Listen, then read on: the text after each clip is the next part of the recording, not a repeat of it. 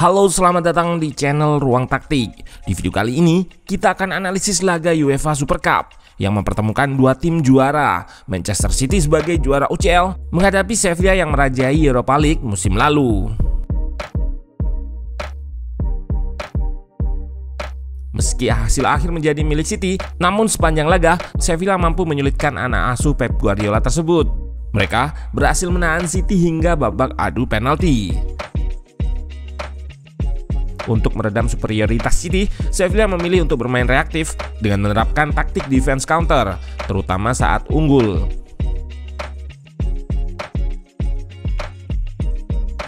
Sevilla bertahan dengan banyak pemain di area sendiri dan melakukan serangan balik cepat. Hal ini terlihat dari statistik di mana Sevilla hanya menguasai 26% ball possession. Dari metrik average possession pun terlihat Sevilla yang di atas kertas menggunakan pakem 4 back ketika bertahan akan berubah menjadi 5 back dengan gelandang bertahannya yaitu Jordan turun sejajar backline di antara dua center back. Taktik Sevilla ini pun membuahkan hasil. Juara Europa League 6 kali ini berhasil unggul terlebih dahulu melalui Youssef En-Nesyri dan pertahanan mereka mampu sulitkan City untuk samakan kedudukan. 13 dari 23 tembakan yang dilepaskan Haaland dan kawan-kawan berhasil diblok oleh rapatnya pertahanan Sevilla.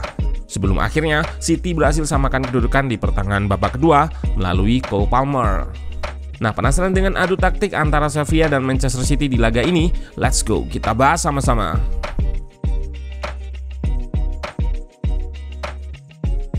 Man City menggunakan pakem 4 back dengan formasi 4-2-3-1. Guardiola diberikan debut sebagai starter mengisi pos fullback kiri. Dua back tengah diisi oleh Ake dan Akanji. Lini tengah ditempati oleh Rodri dan Kovacic sebagai double pivot.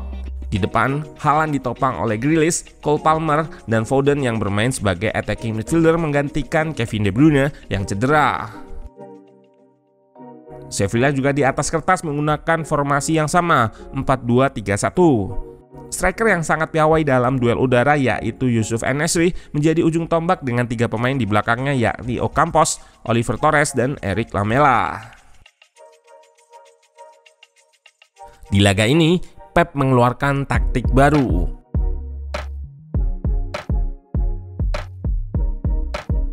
Meski di atas kertas City menggunakan formasi 4-2-3-1, namun pada penerapannya kembali menggunakan skema 3-2-4-1, terutama di fase build up dengan Akanji yang naik ke area DM bersama Rodri, dan Kovacic sebagai gelandang nomor 8 mengisi area half space kiri.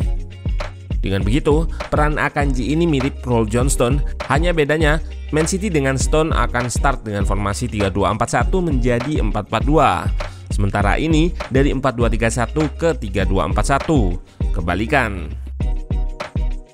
Saat berupaya untuk melakukan progresi, City menghadapi block press medium Sevilla dengan shape 4-2-3-1 hybrid yang bisa berubah menjadi 4-4-2. Block press Sevilla lebih reaktif dengan sesekali strikernya sebagai pemain terdepan akan melakukan pressing lingkar untuk menutup akses sirkulasi dan mengarahkan build up City ke satu sisi. Di belakangnya, para gelandang akan melakukan pressing trap atau jebakan press kepada target progresi. Menghadapi kompaknya blok press Sevilla, City melakukan progresi dengan melakukan umpan pendek yang lebih cepat di antara box midfield di tengah. Tujuannya agar menghindari pressing trap yang dilakukan oleh Sevilla. City pun kerap memanfaatkan kelebaran maksimal yang tersedia oleh dua wingernya guna mengubah arah serangan atau switch play agar block press Sevilla yang kompak bisa terurai. Sevilla yang menyadari akan superioritas City memilih untuk bermain lebih aman dengan menerapkan pertahanan yang kokoh dan akan menyerang di fase transisi. Pertahanan 4-4-2 Sevilla bisa dikatakan cukup berhasil. Hingga menit ke-30, tercatat pemain City hanya 6 kali menyentuh bola di area kotak penalti Sevilla. Tendangan yang mereka lepaskan pun kebanyakan dilakukan dari luar kotak penalti. Man City kesulitan. Sebaliknya, Sevilla beberapa kali berhasil mengancam pertahanan City mengandalkan kemampuan holding the ball Ocampos dan kecepatan En-Nesyri.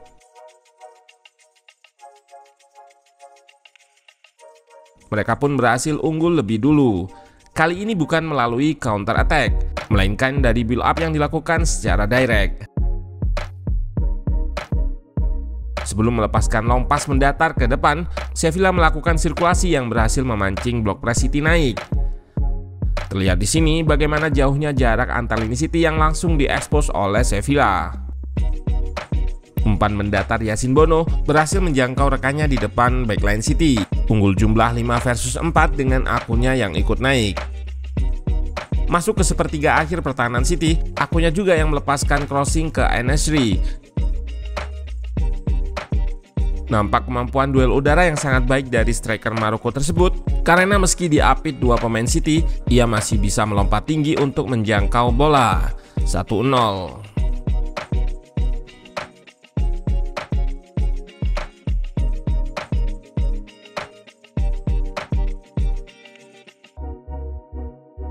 Berhasil cetak gol, Sevilla semakin menguatkan barisan di belakang untuk mempertahankan keunggulan.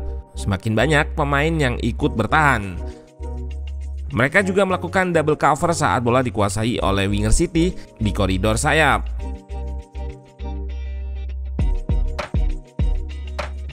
Gelandang pertahanan Sevilla juga aktif bergerak untuk melakukan cover ruang di area backline guna menutup semua celah yang bisa dimanfaatkan oleh Man City. Namun kita semua tahu bahwa Pep Guardiola merupakan pelatih yang sangat cermat dalam melihat celah di pertahanan lawan dan memiliki banyak cara untuk mengeksploitasinya. Pep melihat bahwa dengan Sevilla yang melakukan double cover di area sayap dan bertahan dengan blok rendah, maka akan ada ruang yang terbuka di area half space. Untuk itu, ia menginstruksikan pemain-pemainnya mengekspos area tersebut guna melepaskan crossing ke kotak penalti. Crossing yang dilepaskan pun nggak diarahkan ke Haaland karena pastinya ia akan selalu dijaga dengan ketat oleh dua bek Sevilla. Area di tiang jauh menjadi target crossing City dengan pemain di sisi jauh yang akan lari dari belakang guna menyambut crossing tersebut. Set play ini pula yang akhirnya berhasil menjadi gol penyama kedudukan di pertengahan babak kedua. Rodri dari area half space melepaskan crossing ke tiang jauh. Terlihat Haaland dimarking oleh dua pemain. Di sisi jauh ada dua pemain City yakni Cole Palmer dan Kyle Walker yang bersiap untuk menyambut crossing. Dan Palmer lah yang berhasil menyundul bola masuk ke gawang Bono untuk menyamakan kedudukan. Gol ini merupakan gol kedua pemain akademi City tersebut. Setelah sebelumnya, ia juga mencatatkan namanya di papan skor pada laga Community Shield melawan Arsenal. Dan seperti di laga tersebut, skor imbang bertahan hingga babak kedua usai dan pemenang harus ditentukan melalui adu penalti. Di laga ini, Man City yang berhasil memenangkan adu penalti setelah tendangan terakhir dari pemain Sevilla membentur Mistar. Lewat hasil ini, City pun berhasil meraih trofi UEFA Super Cup perdananya dalam sejarah klub.